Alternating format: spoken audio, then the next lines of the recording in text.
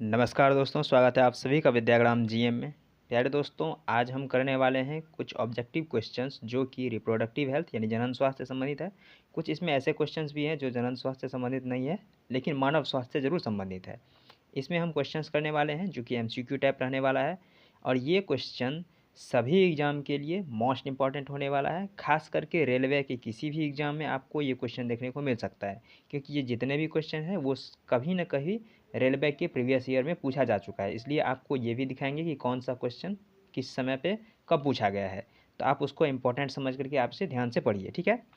और जितने लोग पहले से पढ़ चुके हैं उनके लिए रिवीजन हो जाएगा, और जो पहली बार देख रहे हैं उनके लिए भी एक क्वेश्चन का जो 4 ऑप्शंस हैं उन सबको भी हम ठीक ढंग से समझाने का प्रयास करते हैं, ताकि आपको एक क्वेश्चन से ही 2-3 तैयार हो सके। तो चलिए हम शुरू करते हैं आज का क्लास। तो आज का जो हमारा पहला क्वेश्चन कह रहा है, ये कह रहा है कि जब मानव शरीर के तापमान में शरीर के सामान्य तापमान से लगभग, ये इसे मान लीजिए 5.5 से 8 फ़ारेनहाइट यानी 8 डिग्री फ़ारेनहाइट की कमी होती है, तो इस स्थिति को किस रूप में जाना जाता है। तो देखिए, इस स्थिति को जाना जाता है हाइपोथर्मिया के रूप में। जो ऑप्शन नंबर बी है ये इसका सही है, कि अगर शरीर का तापमान जो है वो कम हो रहा है सामान्य तापमान से, तो वो हाइपोथर्मिया हो जाएगा। हाइपोथर्मिया मतलब हाइपो से संबंधित है कम होना, और थर्मिया जो है वो तापमान से संबंधित शब्द है। जैसे कि थर्मिया आपने सुना होगा थर्मामीटर, तो थर्मामीटर में जो थर्म शब्द है वो तापमान से संबंधित है। उसी तरह आपने थर्मस सुना होगा, वो भी जो गर्म ठंडा पानी रखने के लिए उसका उपयोग किया जाता है, तो थर्म संबंधित है तापमान से। तो इसी तरह कह हाइपोथर्मिया यानी कि कम तापमान हो जाता है। तो शरीर के तापमान में अगर कमी आती है तो उसे हाइपोथर्मिया कहते हैं। यही तापमान अगर अधिक हो जाए तो उसे हाइपर पायरेक्सिया या फिर हाइपोथर्मिया भी कह सकते हैं। वायरल की बात करें तो ये वायरल डिजीज़ यानी कि जो जीवाणु विषाणु के संक्रमण से होता है उसका बात कर रहा है। तो इसलिए इसका जो सही आंसर है वो हो जाएगा ऑप्शन नंबर बी, हाइपोथर्मिया, यानी कि तापमान कम हो जाना हाइपोथर्मिया कहलाता है। तो अगर 5.5 डिग्री से 8 डिग्री या फिर 1 से 2 डिग्री फ़ारेनहाइट तापमान भी घटे तो उसे भी हम हाइपोथर्मिया ही कहेंगे। तो इसलिए इसका ध्यान रखना है कि ये हाइपोथर्मिया है, यानी तापमान का नीचे गिर जाना। और ये हमारा 128वां क्वेश्चन है, यानी कि इससे पहले हम 127 क्वेश्चन ऑलरेडी कर चुके हैं। अगर आपने नहीं देखा है तो प्लेलिस्ट में जाइए और वहाँ से सारा का सारा वीडियो आप ज़रूर देख लीजिए, ताकि आप इन सभी क्वेश्चंस को तैयार कर सकें। और ये सारा का सारा क्वेश्चन पूछा जा चुका है। जैसे ये क्वेश्चन आरआरबी एनटीपीसी में 2016 में पूछा गया था, तो आप इसको देख सकते हैं किस तरह से क्वेश्चन पूछा गया है। इसके बाद ये क्वेश्चन कह रहा है कि सामान्यतः निम्नलिखित में से कौन सा कैंसर का कारण नहीं है। तो देखिए, कैंसर का कारण ऑप्शन एक कह रहा है पर्यावरणीय कारक। तो देखिए, पर्यावरणीय कारक भी कैंसर का कारण है, अनुवांशिक उत्परिवर्तन भी कैंसर का कारक है, अनुवांशिक संशोधन भी कैंसर का कारण है। बात करें ट्रांसमिशन का, तो ये कैंसर का कारक नहीं है। तो इसीलिए इसका सही आंसर ट्रांसमिशन ही हो जाएगा, क्योंकि यहाँ पूछ रहा है कौन सा कैंसर का कारक नहीं है। तो ये ट्रांसमिशन से बात है कि मान लीजिए एक जीन से दूसरे जीन में ट्रांसफ़र करना, एक ट्रांसमिशन संबंधी ट्रांसफ़र करना, ठीक है। तो ये ट्रांसमिशन जो है ये कैंसर से संबंधित नहीं है। बाकी बात करें पर्यावरणीय कारक, अनुवांशिक उत्परिवर्तन और अनुवांशिक संशोधन से, तो ये सभी कैंसरजनक कारक है।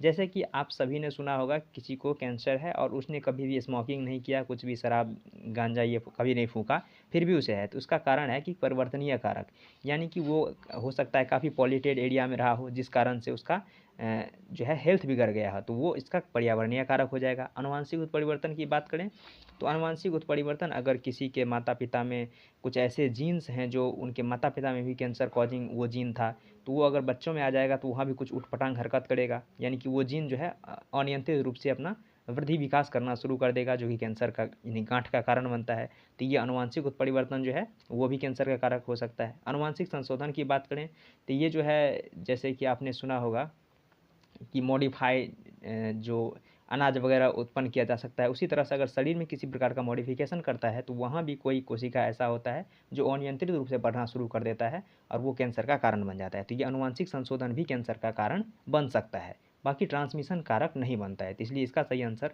ट्रांसमिशन हो जाएगा। बाकी ये सभी पर्यावरणीय कारक, अनुवांशिक उत्परिवर्तन, उसके बाद अनुवांशिक संशोधन, ये सभी जो है ये कैंसर का कारण हो सकता है। चलिए, ये क्वेश्चन भी पूछा जा चुका है, इसलिए आपको ध्यान रखना, ये प्रीवियस ईयर का क्वेश्चन है। नेक्स्ट क्वेश्चन देखते हैं। ये कह रहा है कि थ्रोम्बोसिस डैश की एक बीमारी है। ये देखिए, क्वेश्चन आरआरबी जेई में 2019 में पूछा जा चुका है, इसलिए आपको ध्यान रखना है कि ये थ्रोम्बोसिस किसकी बीमारी है। तो थ्रोम्बोसिस एक रक्त की बीमारी है।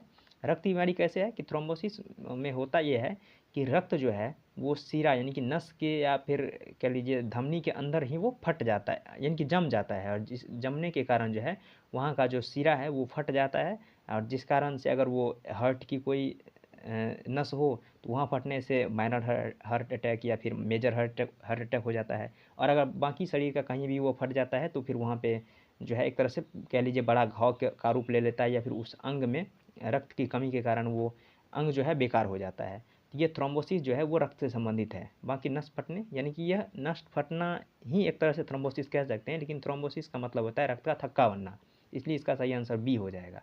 थायराइड की बात करें तो ये जो है ये गले से में जो एक थायराइड ग्रंथि है उसमें सूजन से संबंधित है, तो उसमें अगर सूजन हो जाता है जिसे ग्वाइटर कहते हैं तो वो आयोडीन की कमी के कारण होता है। फेफड़ा की बात करें तो फेफड़ा में जैसे कि जो ब्रोंकाइटिस है वो फेफड़ा संबंधित रोग है, जिसमें अधिक स्मोकिंग या फिर धूलकण वाले एरिया में रहने की वजह से जो है वो फेफड़ा की जो सबसे छोटी इकाई है जिसे एल्वियोलाई कहते हैं यानी कुपिका कहते हैं, उसमें जो है प्रॉब्लम आना शुरू हो जाता है, उसमें पस भर जाता है, तो वो ब्रोंकाइटिस का हिस्सा होता है, वो फेफड़ा संबंधित रोग है। तो आपको ध्यान रखना है कि ये जो रक्त से संबंधित रोग है वो थ्रोम्बोसिस है। ठीक है, चलिए नेक्स्ट ये हमारा क्वेश्चन कह रहा है कि जीका वायरस किसके द्वारा मनुष्य में संचारित होता है। ये भी क्वेश्चन पूछा जा चुका है, इसलिए आपको ध्यान रखना है कि ये जीका वायरस जो है वो मच्छर के कारण फैलता है। ये जीका वायरस जो है वो एडिज एजिप्टी मच्छर जो होता है जिसके कारण से खास करके फैलता है, और ये जीका वायरस के काटने से जैसे डेंगू, मलेरिया, चिकनगुनिया, जन की विषाणु से संबंधित जितने भी रोग हैं उन सब का जो है वहन ये मच्छर ही करता है। तो इसी तरह जीका वायरस का वहन भी मच्छर ही करता है।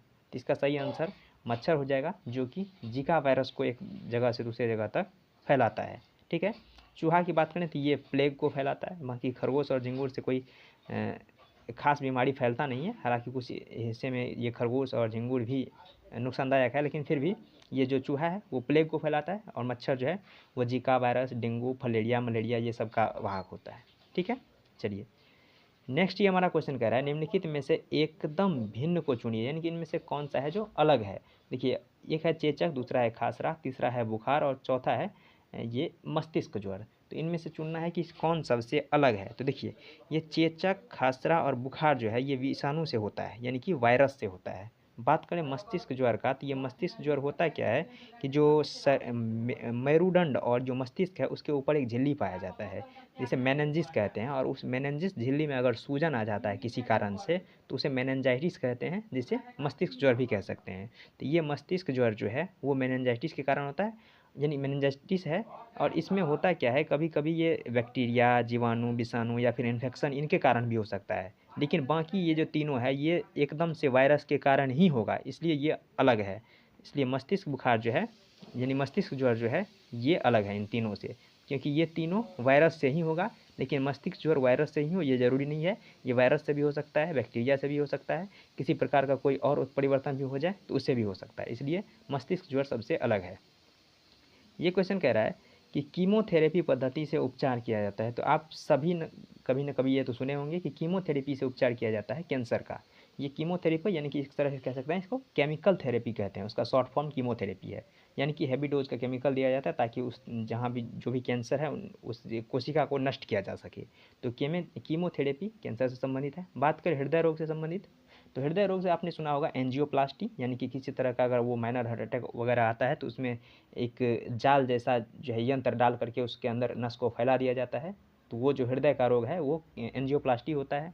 पेसमेकर लगाया जाता है, ये हृदय संबंधित है। गुर्दे की खराबी से बात करें तो ये डायलिसिस होता है। डायलिसिस अगर इससे पहले किसी ने नहीं सुना होगा तो आजकल कुछ ज़्यादा ही ये चर्चा है, क्योंकि ये जो प्रेमानंद महाराज हैं इनका जो किडनी खराब है और उसकी हालत अभी कुछ ज़्यादा ही ख़राब चल रहा है, तो जिस वजह से आम लोगों तक भी इस बात का यानी कि जानकारी पहुंच चुका है कि ये डायलिसिस क्या होता है। डायलिसिस यही होता है कि जो गुर्दे का काम है उस एक मशीन के द्वारा किया जाता है, तो वो डायलिसिस है।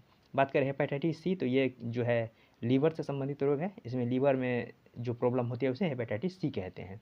तो इसलिए इसका जो सही आंसर है ये ध्यान रखना है कि कीमोथेरेपी जो है कैंसर उपचार के लिए किया जाता है। ठीक है, तो आज के लिए इतना ही, मिलते हैं नेक्स्ट वीडियो में, तब तक के लिए धन्यवाद, जय हिंद।